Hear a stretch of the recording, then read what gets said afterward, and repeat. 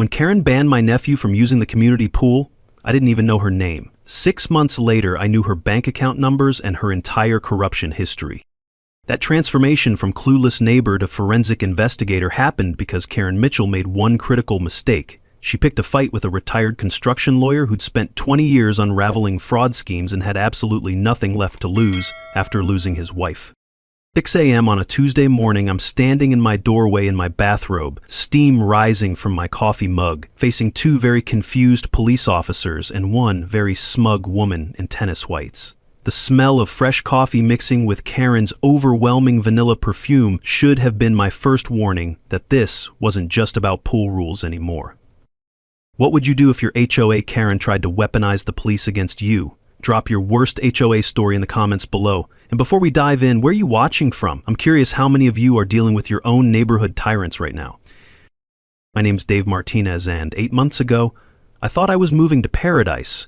Willowbrook Estates, 127 pristine homes built between 2019 and 2021, complete with a $400,000 0-cents community pool that sparkled like a jewel in the morning sun. I paid premium for the corner lot with the pool view, $750 0-cents. K, when comparable houses were going for $650 0-cents. K, worth every penny, I thought, especially after watching my wife, Sarah, battle cancer for 3 years. Sarah died last October.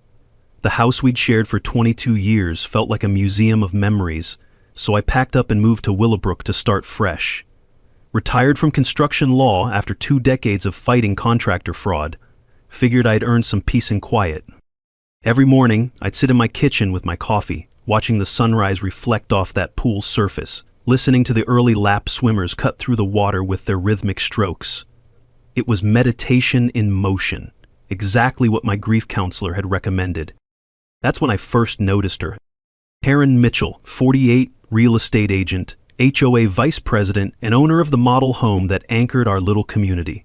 Always in designer athleisure, blonde highlights perfectly maintained, carrying that damn binder everywhere like she was running a Fortune 500 company instead of a suburban homeowners association. She was married to City Councilman Brad Mitchell, which meant she knew all the right people and never let anyone forget it.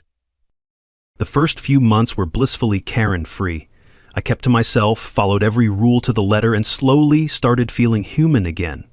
Then summer arrived, and with it, my nephew Miguel. Miguel's 16, my brother's kid from Phoenix. Smart as a whip, heading to engineering school in the fall, and the closest thing to a son I'll ever have. Sarah and I never had kids. Too busy with careers, then too focused on her treatment. Miguel was spending his summer with me, working at the local hardware store and keeping his old uncle company. The trouble started on a Tuesday in June. Miguel had invited 2 friends from his summer job over for a pool day. Nice kids, polite, the kind who actually say, "Thank you, Mr. Martinez," without being prompted. We're talking about maybe 90 minutes of teenage laughter and the occasional splash. That's when Karen appeared poolside with her clipboard like some kind of HOA Grim Reaper. The chlorine smell, mixed with her overwhelming vanilla perfume, created this nauseating cloud as she approached our little group. "Excuse me," she announced, loud enough for the entire pool area to hear. "I need to see guest passes for these young men." Guest passes? I'd been living there for 8 months and had never heard of guest passes. "They're family," I explained, keeping my voice level. "This is Miguel, my nephew, and these are his friends from work." Karen's smile was sharp enough to cut glass. "Rules are rules, Mr. Martinez. HOA bylaws clearly state that excessive guest usage, that's more than 2 guests per household per week, requires pre-registration and approved guest passes." I offered to register the boys as extended visitors. Seemed reasonable enough. But Karen wasn't interested in reasonable. "No exceptions," she declared, consulting her clipboard like it contained the 10 Commandments. "Pool privileges are immediately suspended for Lot 47 pending compliance review." The creak of pool chairs as other residents suddenly found their phones fascinating. The musty smell of fear. Nobody wanted to be Karen's next target. Miguel and his friends quietly gathered their towels, embarrassed and confused. That night, Karen posted an official notice on the community board. "Pool privileges suspended for Lot 47, pending compliance review."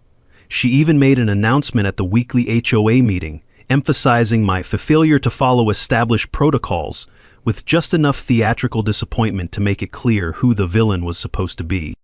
Sitting in that basement community center surrounded by nervous neighbors and the smell of old coffee, I realized this wasn't about pool rules. This was about power, control, and putting the newcomer in his place. Karen had just made her first mistake. She'd picked a fight with someone who'd spent 20 years dealing with bullies who hid behind contracts and fine print. Time to dust off some old skills. Karen didn't waste time escalating. 3 days after the pool incident, I found an official letter in my mailbox. Certified mail, no less. She'd scheduled a compliance hearing with the HOA board, giving me exactly 48 hours notice. The hearing was set for Thursday at 7 p.m. Thursday was Sarah's birthday. I'd planned to visit her grave, maybe bring those sunflowers she loved, spend some quiet time talking to her about Miguel and how proud she'd be of the young man he was becoming. The letter cited multiple violations I'd apparently missed. Trash cans visible from the street, they weren't. Lawn height exceeding 3.5 inches, I'd measured it myself at 3.2, and my personal favorite, failure to maintain community harmony through appropriate guest management. That night, I did what any good lawyer does when facing a hostile opponent. I read the fine print. Every page of the HOA documents I'd signed at closing, plus the original community charter. 20 years of construction law teaches you that the devil's always in the details, and Karen had just handed me a roadmap to her weaknesses. Buried on page 47 of the charter, I found gold. Reasonable accommodation shall be provided for family gatherings and multi-generational household activities. Karen's guest policy directly violated the foundational document she claimed to be enforcing. Even better, her official letter violated at least 3 procedural requirements: insufficient notice period, failure to specify which bylaw was allegedly violated, and scheduling during what any reasonable person would consider a family emergency timeframe. Thursday evening, I walked into Karen's dining room, because apparently we were holding official HOA business in her personal residence, carrying a manila folder with every relevant document highlighted and tabbed. The smell of her lavender air freshener was so overwhelming, I wondered if she was trying to cover up something else. Maybe the stench of corruption has a smell. The board looked uncomfortable. Jim Walsh, the president, and a recently retired high school teacher kept shifting in his chair. Maria Santos, our treasurer and a no-nonsense accountant, took notes with the intensity of someone documenting evidence. Karen's husband Brad wasn't there, probably smart enough to maintain plausible deniability. Karen opened with a PowerPoint presentation. I'm not kidding, she had actual slides about maintaining community standards and preserving property values. Every third slide had a thinly veiled reference to certain residents who didn't understand our way of life. The sound of her manicured nails tapping against the mahogany table created this irritating rhythm that matched her condescending tone perfectly. When she finished her performance, I quietly stood up and began laying out documents. Before we proceed, I said, I'd like to point out several procedural violations in tonight's hearing. First, HOA business cannot be conducted in a board member's private residence without prior community notice. Second, the 48-hour notice period violates our bylaws requiring 7 days minimum notice for compliance hearings. Third, the alleged violations cited in your letter don't correspond to any specific bylaw language. Jim Walsh perked up. Dave, are you saying this hearing isn't valid? I'm saying that if we're going to enforce rules, we should probably follow them ourselves. I opened my folder and pulled out the highlighted charter pages. According to the foundational document we all agreed to, quote, reasonable accommodation shall be provided for family gatherings and multi-generational household activities. My nephew's pool day with 2 friends falls squarely under this protection.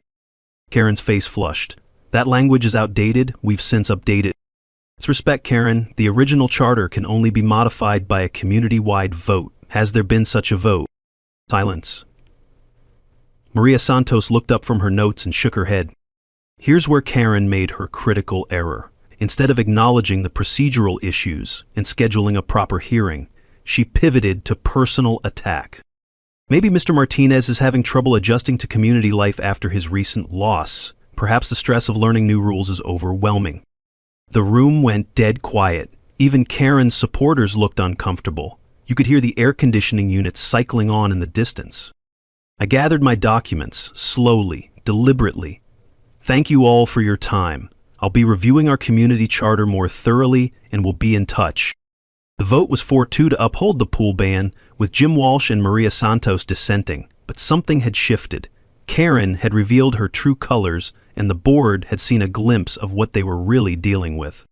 That night, I opened my laptop and began the kind of deep research I hadn't done since my last major construction fraud case. HOA formation documents, municipal filings, Karen's real estate transaction history. Everything was public record if you knew where to look. By 2 a.m., I'd found the first thread.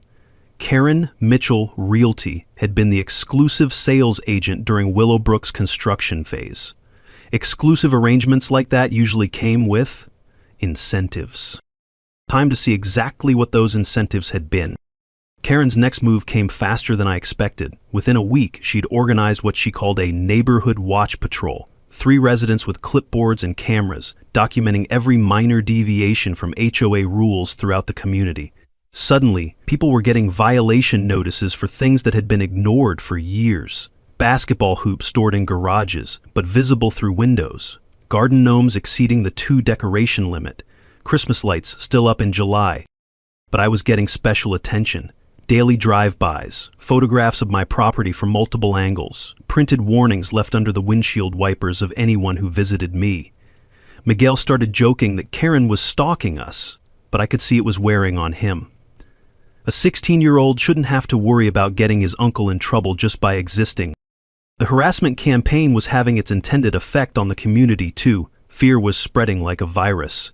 Neighbors who used to wave from their driveways suddenly found their phones fascinating when I walked by.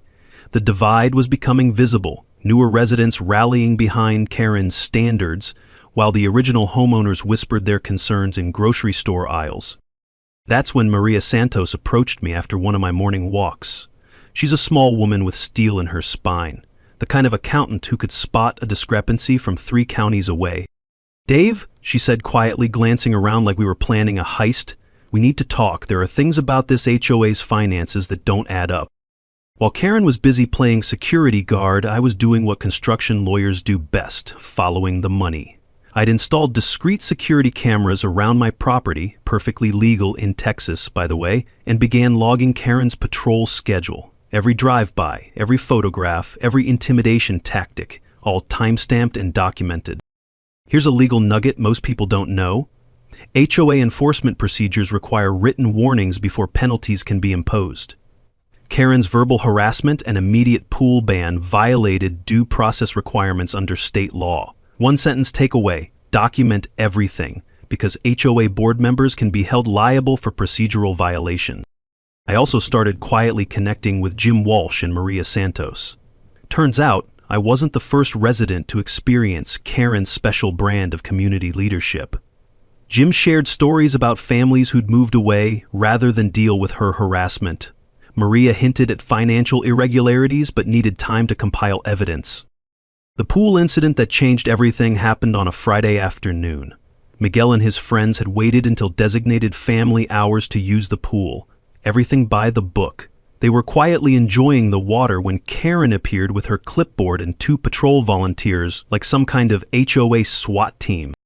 "Exit the pool immediately," she announced, her voice carrying across the water. "Lot 47 remains under pool privileges suspension." The boys complied without argument. Miguel had coached them well about not escalating conflicts. But Karen wasn't satisfied with compliance. She followed them to my house, her entourage in tow, voices rising with each step. By the time they reached my driveway, half the neighborhood was watching from windows. Karen was in full theatrical mode, gesturing wildly and talking about certain types of people who don't understand community standards. Here's where my legal training kicked in. Instead of engaging in a shouting match, I pulled out my phone and started recording. "Karen," I said calmly, "the HOA's legal obligation is to provide equal access to community amenities for all residents in good standing. Can you cite the specific bylaw that justifies ongoing pool privileges suspension?" She kept ranting, but now she was doing it on camera. "This is about more than pool rules, Mr. Martinez. This is about people who fit our community values and people who don't. 3 neighbors emerged from their houses, clearly disturbed by Karen's tone and the implications of her words. Mrs. Chen from across the street shook her head in disgust. The Johnsons, a young black couple who'd moved in last spring, exchanged knowing looks. If you can't control your guests, Karen continued, oblivious to the growing audience, maybe this community isn't right for you. I emailed the recording to the HOA board that evening with a formal complaint about harassment and discriminatory enforcement. The email was professional, detailed, and documented Karen's pattern of behavior with timestamps and witness accounts. The emergency board meeting was called for the following Tuesday. Karen's defense was predictable. She was protecting the community from outside influences and property value threats. When the vote came on formal censure, it was a 3-3 tie, with Karen abstaining. No action taken. But something important had shifted. After the meeting, Maria Santos slipped me a manila envelope. "Financial documents," she whispered. "Look at the construction contracts versus actual amenity costs. Then tell me what you think." That night, I spread those documents across my dining room table and felt the familiar thrill of spotting the inconsistencies that would unravel everything. The numbers told a story Karen definitely didn't want anyone to read. Karen's next move was her nuclear option, filing a formal complaint with city code enforcement alleging multiple violations at my property, false accusations about unpermitted modifications and commercial activity. The complaint was filed on a Monday. The inspection was scheduled for Friday. Friday was Miguel's graduation party. I'd planned a small celebration for about 20 family members, aunts, uncles, cousins driving in from across Texas to celebrate Miguel heading off to engineering school. Sarah would have loved seeing our family together like this, watching Miguel beam with pride as he talked about his college plans. Heron knew about the party. The whole neighborhood knew. That's exactly why she'd timed the inspection to coincide with our family gathering. At 2 p.m., just as Miguel was cutting his graduation cake, a city code enforcement truck pulled into my driveway. Behind it, Karen's car. She'd come to watch the show, expecting violations to be found in front of my entire extended family. The inspector, a weathered man named Bob, who looked like he'd rather be anywhere else, emerged with his clipboard and camera. "Sorry to interrupt your party, sir. Got a complaint about unpermitted modifications and overcrowding violations." 20 years of construction law had prepared me for this moment. I disappeared into my house and returned with a banker's box full of documents. Original architectural plans, every permit from the city, inspection certificates, even the final occupancy letter. "Here's every permit and inspection report for this property," I told Bob, setting the box on my porch table. "Feel free to compare the actual construction to the approved plans." Miguel, bless him, had pulled out his phone and started live streaming the entire inspection on Instagram. "Guys, you're not going to believe this," he narrated to his followers. "Some lady called code enforcement on my uncle's graduation party." The inspection lasted 2 hours. Bob checked electrical outlets, measured room dimensions, examined the plumbing fixtures, even climbed into the attic to verify HVAC installation. Throughout it all, Karen hovered nearby, occasionally suggesting places he should look harder for violations.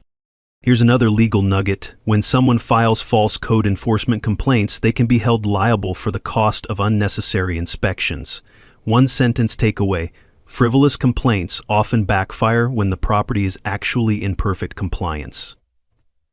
As Bob worked, neighbors started gathering. Mrs. Chen brought over lemonade for my family. The Johnsons offered their kids help cleaning up party decorations. Even some of Karen's usual supporters looked uncomfortable with the spectacle she'd created. Miguel's live stream was gaining viewers by the minute. Comments poured in from his high school friends, college classmates, even random people who'd stumbled across the stream. "This lady is crazy," read one comment. "Sue her," suggested another. The moment of truth came when Bob finished his inspection. No violations, 0. My house exceeded all code requirements. I'd made sure of that during construction, knowing my lawyer background would make me a target for exactly this kind of harassment. Bob looked genuinely embarrassed as he approached Karen. "Ma'am, I don't know who gave you this information, but this property is in perfect compliance. Actually, it's one of the better built houses I've inspected this year." That's when Karen made her biggest mistake yet. Instead of gracefully accepting the results, She publicly argued with the inspector. "You need to look harder," she insisted, her voice rising. "Check the garage again. Check the pool equipment. There have to be violations." The live stream captured everything: Karen's increasingly unhinged behavior, her demands that the inspector find something, her obvious disappointment when her scheme failed. Miguel's comment section exploded with viewers sharing their own HOA horror stories.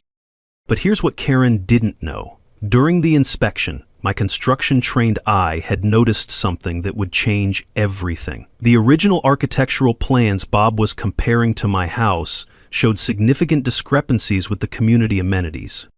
The pool installation specs didn't match what was actually built. The community center dimensions were wrong. The landscaping budget seemed inflated compared to what was actually installed. As our family celebration continued into the evening, despite Karen's best efforts to ruin it, Maria Santos approached me near the grill where I was flipping burgers for my cousins. "Dave," she said quietly, "after seeing this inspection circus, I think you need to see the rest of the financial documents. There's a smoking gun in those construction contracts that's going to blow your mind." That night, after the last family member had driven home and Miguel had fallen asleep exhausted from his big day, I sat at my kitchen table with Maria's latest document dump. What I found made my construction lawyer blood run cold. The HOA had been billed $2,100,000 0 cents for community amenities that actually cost $1,400,000 0 cents to build. $700,000 had vanished into thin air, and Karen Mitchell Realty had been involved in every transaction. It was time to stop playing defense and go on the attack. The smoking gun was hiding in plain sight, buried in a stack of emails Maria had been quietly saving for 3 years. "I wasn't sure what I was looking at until you mentioned the construction discrepancies," Maria explained as we sat in my kitchen the next morning. "Financial documents spread across the table like evidence in a murder trial. But look at this." She handed me a printed email chain between Karen and the original developer, Sunset Construction. The subject line read, "Revised Community Amenity Pricing, Confidential." My construction lawyer brain started connecting dots faster than a supercomputer. The original HOA budget showed $2,100,000 0 cents allocated for community amenities, pool, landscaping, community center, playground. But the actual construction invoices, the ones buried in Maria's files, showed costs of only $1,400,000 0 cents. $700,000 gone. "Here's the beautiful part," Maria continued, pulling out bank statements. "Look at Karen's personal account deposits during the construction phase. Large, irregular deposits, amounts that coincidentally match the timing of HOA payments to the developer. Karen Mitchell Realty had received referral bonuses and sales incentives that were 400% above normal real estate commission rates. But the real smoking gun was an email Karen thought she'd deleted, where she explicitly discussed profit-sharing arrangements with Sunset Construction for inflated amenity budgets that would be absorbed by HOA dues over time. Here's a financial nugget that'll make your blood boil. Developers often inflate community amenity costs and split the profits with insiders who control the approval process. One sentence takeaway: always demand to see actual construction invoices, not just budget projections, before approving HOA special assessments. This wasn't just about pool access anymore. This was about systematic financial fraud that had been bleeding our community dry for 3 years. Every resident had overpaid for substandard amenities, and we were continuing to overpay through inflated HOA dues designed to cover the missing money. "There's more," Maria said grimly. "The monthly landscaping contract, the pool maintenance, even the snow removal service. They're all overpriced by 30–40%, and Karen gets kickbacks from every vendor." The pattern was clear. Karen's aggressive rule enforcement wasn't about maintaining standards. It was about preventing scrutiny of the financial irregularities that were making her rich. Her harassment campaign against me had escalated because my construction law background made me the one person in the community capable of unraveling her scheme. "Why didn't you bring this to the board earlier?" I asked. Maria sighed. "Because Karen controls the board. Jim Walsh is honest but outnumbered. Everyone else is either afraid of her or benefiting from her connections. I needed someone with the legal expertise to understand what we were looking at." The irony was delicious. Karen's attempts to silence me had actually motivated me to investigate the exact financial corruption she was trying to hide. Her harassment campaign was evidence of obstruction, and her discriminatory enforcement patterns showed a deliberate pattern of targeting anyone who might question her authority. As a construction lawyer, I'd seen this type of fraud dozens of times. Developers and their inside conspirators inflating costs, skimming profits, then using aggressive tactics to prevent discovery. The difference was that now I wasn't being paid to investigate. This was personal. "What's our next move?" Maria asked. I looked at the evidence spread across my table. Email admissions of profit sharing, bank records showing suspicious deposits, construction invoices proving cost inflation, a 3-year pattern of financial irregularities totaling over $700,000, 0 cents. "We're going to give the community exactly what Karen's been trying to prevent," I said. "Complete financial transparency. Every resident has the right to know where their money went and who profited from overcharging them." "And if she tries to stop us?" I smiled, feeling more like my old lawyer self than I had since Sarah died. "Then she'll be adding obstruction of justice to fraud and embezzlement charges. Karen picked the wrong retired construction attorney to mess with. Time to build a case that would hold up in criminal court." Building a criminal fraud case requires 3 things: evidence, allies, and patience. Lucky for me, I'd spent 2 decades perfecting all 3. Step 1, assemble the team. Maria Santos brought the financial access and insider knowledge. Jim Walsh provided board legitimacy and moral authority. I contributed 20 years of construction law expertise and an intimate knowledge of how fraud schemes operate. Our first strategy session happened in my living room on a Tuesday evening. Security cameras ensured privacy while we spread documents across my coffee table like generals planning a campaign. The smell of Maria's homemade tamales mixed with the tension in the room. Nothing builds conspiracy quite like comfort food. "Here's what we're dealing with," I explained, pointing to the financial timeline I'd constructed. "This isn't random theft.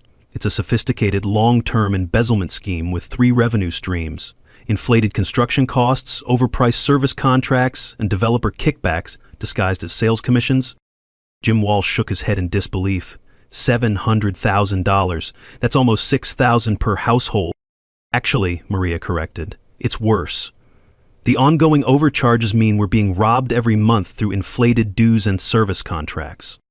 Here's a legal nugget that'll save you thousands. HOA board members have fiduciary duty to protect community financial interests, and residents have legal right to detailed financial records and independent audits." 1-sentence takeaway. If your HOA won't provide transparent financial documentation, that's probably because they're hiding something worth finding. Our strategy was multi-pronged: criminal referral to the district attorney's office for fraud and embezzlement, civil action to recover stolen funds plus damages, HOA governance reform to prevent future corruption, and most importantly, community education so residents understood their rights and could protect themselves. "The key," I explained, "is building an airtight case before Karen realizes what we're doing. We need to document everything, preserve all evidence, and prepare for her inevitable retaliation." Step 2, evidence preservation. I taught Maria how to use professional case management software to organize financial documents. Every suspicious transaction, every overpriced contract, every suspicious deposit, all cross-referenced and time-stamped with supporting documentation. Meanwhile, Miguel had become our social media intelligence officer. That kid's digital native skills were invaluable for tracking Karen's online activities and monitoring community sentiment. Turns out, Karen's social media posts about maintaining standards and problematic residents created a beautiful timeline of harassment that correlated perfectly with my financial discoveries. "Uncle Dave," Miguel said one evening while updating our digital evidence files, "Karen's been posting about you on Facebook almost daily. She's basically documenting her own obstruction case." Step 3, legal preparation. I retained Sarah Chen, a criminal defense attorney who specialized in white-collar crime, not because I needed defense, because I needed someone who understood prosecution strategies and could help me present evidence in the format prosecutors prefer. "This is actually quite strong," Sarah told me after reviewing our evidence package. Financial fraud, mail fraud, conspiracy to defraud. The email admissions alone are prosecutorial gold. Add the pattern of retaliation against whistleblowers and you've got federal charges. The trap was elegant in its simplicity. We filed formal public records requests for all HOA financial documents, completely legal, entirely within our rights as residents. Karen would have to either comply, giving us official documentation of the fraud, or obstruct, adding criminal charges to her growing legal problems. Step 4. Community preparation. Jim Walsh used his position as president to schedule a special board meeting about financial transparency and community concerns. The agenda was innocuous, but the subtext was clear. We were bringing the fight into the open.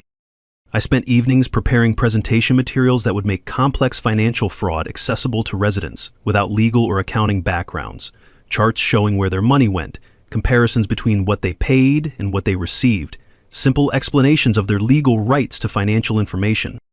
The goal isn't to confuse them with technical details, I explained to our team. It's to show them how they've been robbed and what we can do about it.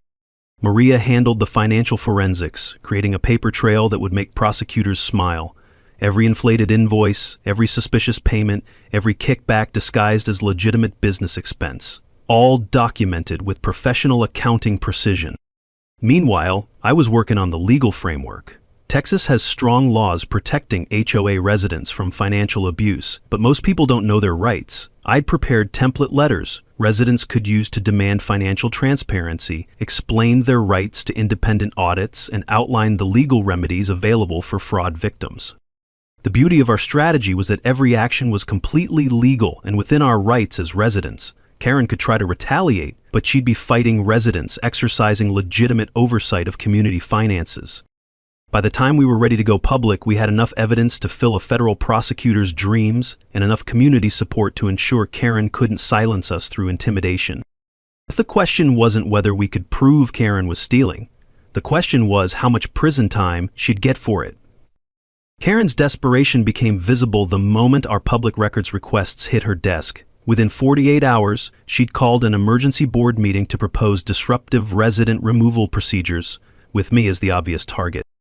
Her false narrative was almost impressive in its audacity. According to Karen, I was a mentally unstable widower using my lawyer tricks to harass honest volunteers and threaten community harmony. She actually suggested that my grief over Sarah's death had made me paranoid and vindictive. The character assassination campaign spread across social media like wildfire. Fake Facebook posts claiming I was planning to sue individual residents. Whisper campaigns about my unstable mental state following my wife's death. Fear-mongering suggestions that my harassment would result in increased insurance costs for everyone. But Karen's masterstroke was the cultural dog whistles.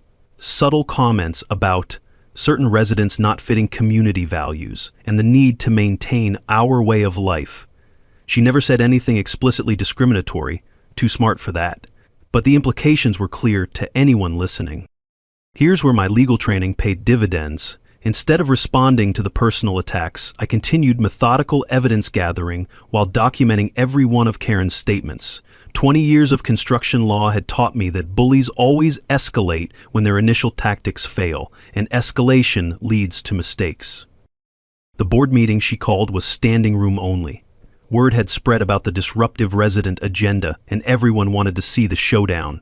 The smell of nervous sweat mixed with industrial coffee created an atmosphere thick enough to cut with a knife. Karen's presentation included a formal proposal to implement disruptive behavior penalties, fines up to $1,000 for residents who undermine community harmony through frivolous complaints or intimidation of volunteers. When she finished, I stood up with my manila folder. Before the board considers any penalties, I said calmly, I'd like to present some concerns about procedural violations in tonight's meeting format.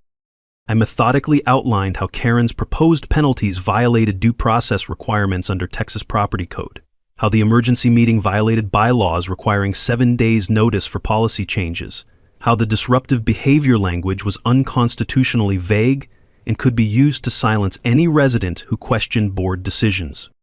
More importantly, I continued, opening my folder, I have documented evidence of a 3-year pattern of harassment directed at residents who request financial transparency. The room went dead quiet as I presented time-stamped documentation of Karen's harassment campaign, her drive-by photography sessions, her intimidation of my visitors, her attempts to weaponize code enforcement against my family gathering. Jim Walsh and Maria Santos openly supported my position, demonstrating that the board unity Karen had counted on was fracturing. 3 other board members looked uncomfortable as they realized they were being recorded making decisions based on personal vendettas rather than community interests. That's when Karen made her critical error. Under pressure and facing exposure, she lost her composure. "This is exactly what I'm talking about," she snapped. "Mr. Martinez is using lawyer intimidation tactics to silence board members who are trying to protect this community from people who don't understand our standards." I kept recording. Let her dig her own grave. After the meeting, where Karen's proposals were voted down 5-2, she cornered me in the parking lot. What she didn't know was that my phone was still recording. "Look, Dave," she said, her voice dripping with fake concern, "maybe we can work out our differences. The HOA budget has some flexibility. We could arrange for your pool maintenance to be covered, maybe help with some landscaping costs if you could just drop these complaints and let the board handle things quietly." Attempted bribery, on tape, in front of witnesses. "That's a generous offer, Karen," I replied carefully, "but I think financial transparency benefits the entire community, not just individual residents." Her mask slipped completely. "If you don't back off, you'll regret it. This community has ways of dealing with troublemakers, and my husband has friends in city government who don't appreciate residents who waste municipal resources with frivolous complaints." Threat, also on tape. The next morning, Karen filed a false police report claiming I had threatened her during our parking lot conversation. She timed the complaint perfectly, right as I was having my morning coffee, ensuring maximum neighborhood visibility when the patrol cars arrived. But Karen had finally made the mistake I'd been waiting for. She'd weaponized law enforcement based on a demonstrably false complaint, and I had audio evidence proving it. When the officers arrived at my door at 6 a.m., I was ready with my phone, my recording of the previous night's conversation, and 20 years of experience dealing with people who thought connections could override evidence. "Officers," I said calmly, "I believe you're here about a complaint from Karen Mitchell. Before we proceed, I'd like you to hear the actual conversation she's complaining about." Karen's overconfidence had just handed me federal charges for filing false police reports and obstruction of justice. The police officers listened to my recording with expressions that shifted from skepticism to disbelief to barely contained anger. Nothing pisses off law enforcement quite like having their resources weaponized for personal vendettas. "Ma'am," Officer Rodriguez told Karen when they confronted her, "filing false reports is a criminal offense. We strongly advise you to reconsider any future complaints unless you have actual evidence of criminal activity." But Karen was beyond rational thought. Facing exposure of her financial crimes and the collapse of her community power base, she launched into full scorched earth mode. Her final desperation play involved filing a formal complaint with the city attorney's office, claiming I was threatening community safety and using legal intimidation to undermine legitimate governance.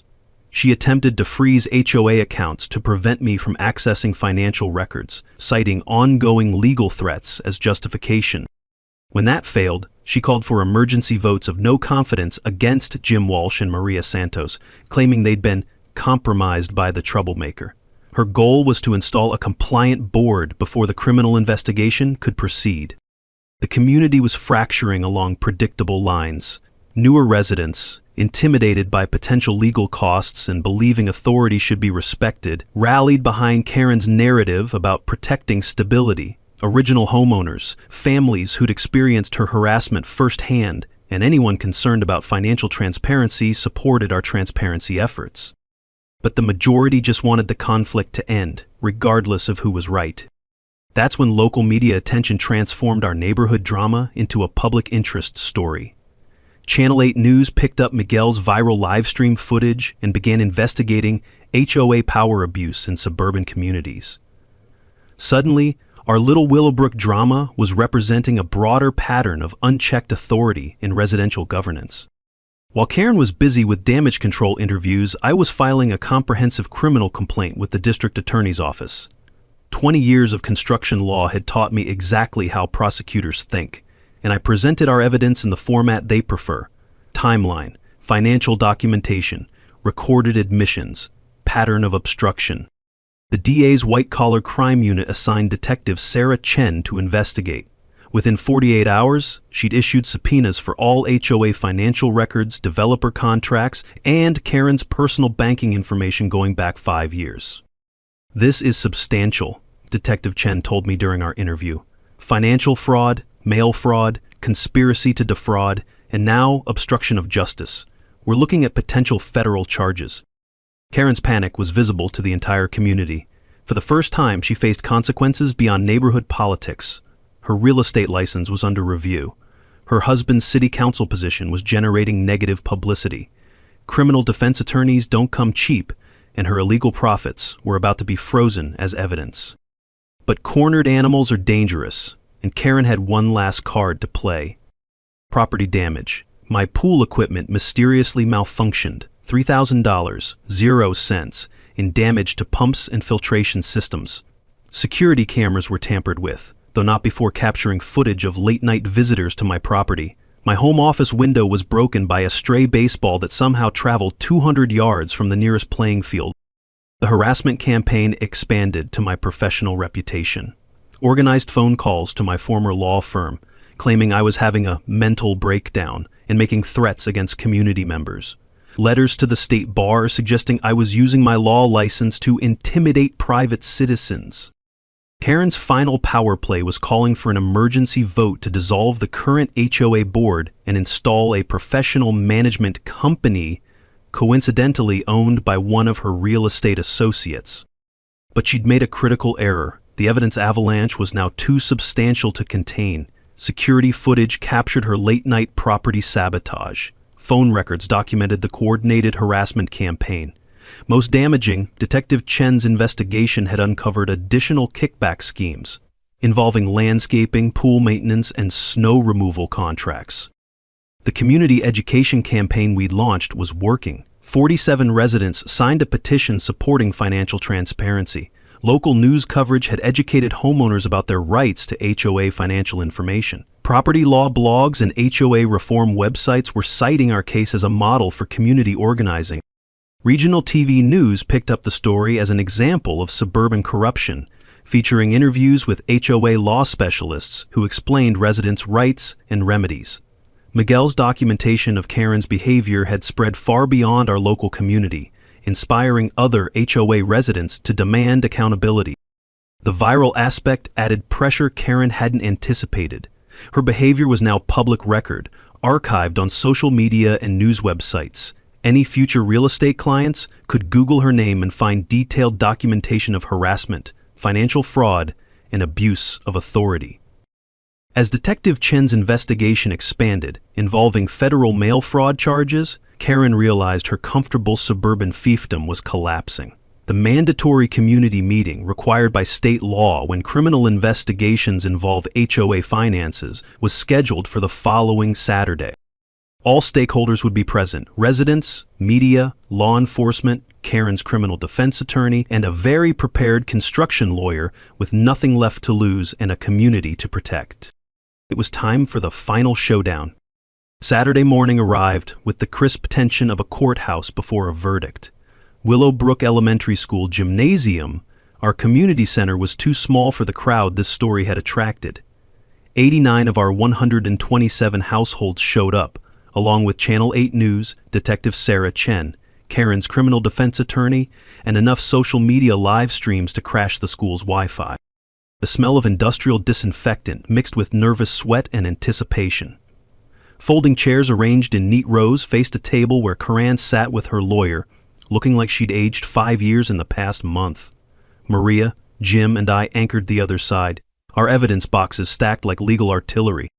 Karen's opening move was predictable. Play the victim. Her attorney had coached her well. She spoke in measured tones about being persecuted for volunteering to protect community standards and harassed by a man who can't accept legitimate authority. Mr. Martinez has used his legal background to intimidate honest volunteers, she said, avoiding eye contact with the cameras. This witch hunt is costing the community thousands in legal fees and destroying the harmony we've worked so hard to build. She painted herself as a dedicated public servant targeted by an unstable widower using lawyer tricks to settle personal grudges. It was a masterful performance, if you ignored the mountain of evidence sitting 3 feet away. When Karen finished, I stood up and connected my laptop to the school's projector system. 20 years of courtroom presentations had taught me that visual evidence trumps emotional appeals every time.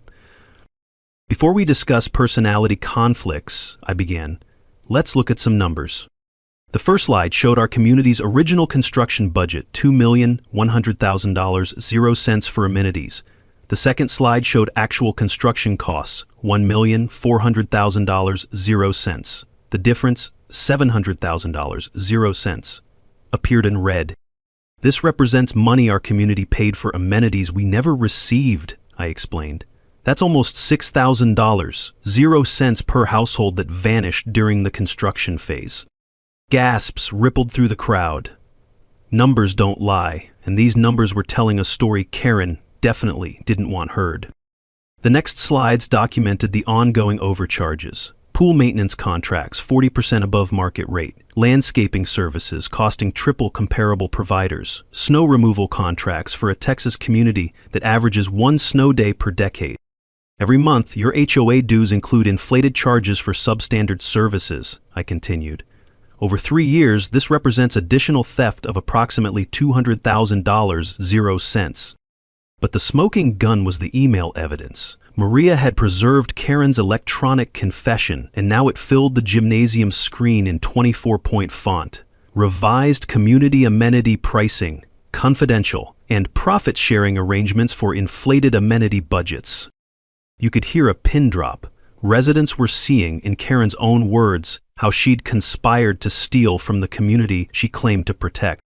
This isn't a personality conflict, I said. This is documented financial fraud. That's when Karen's composure finally shattered. Against her attorney's frantic head-shaking, she stood up and began defending herself. Those emails are taken out of context, she shouted.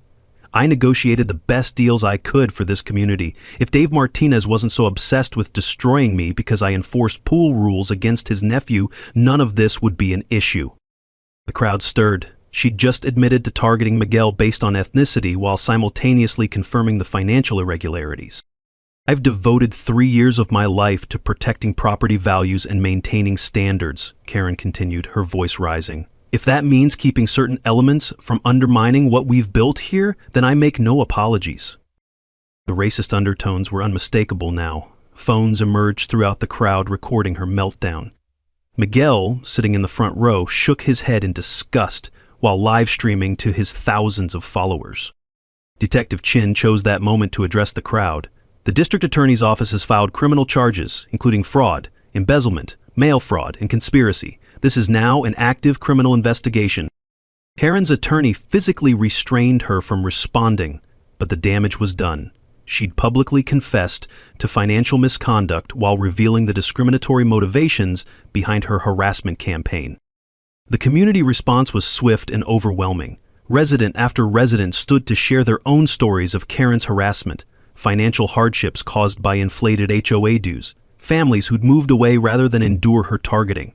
The Johnsons described receiving violation notices for suspicious gatherings when extended family visited for holidays. Mrs. Chen, the elderly woman from across the street, delivered the kill shot. In 60 years, I've never seen anyone work so hard to destroy the sense of community they claim to protect. The standing ovation when I finished our presentation lasted nearly 5 minutes. Not for me, for the truth finally being told and justice finally being served. I didn't move to Willowbrook to be a lawyer again, I said when the crowd quieted. I moved here to heal. But when someone tries to steal from my community and then harass families for asking questions, they picked the wrong retired construction attorney. The mic drop moment Karen had orchestrated, just not the way she'd planned. 6 months later, justice had a beautiful symmetry to it.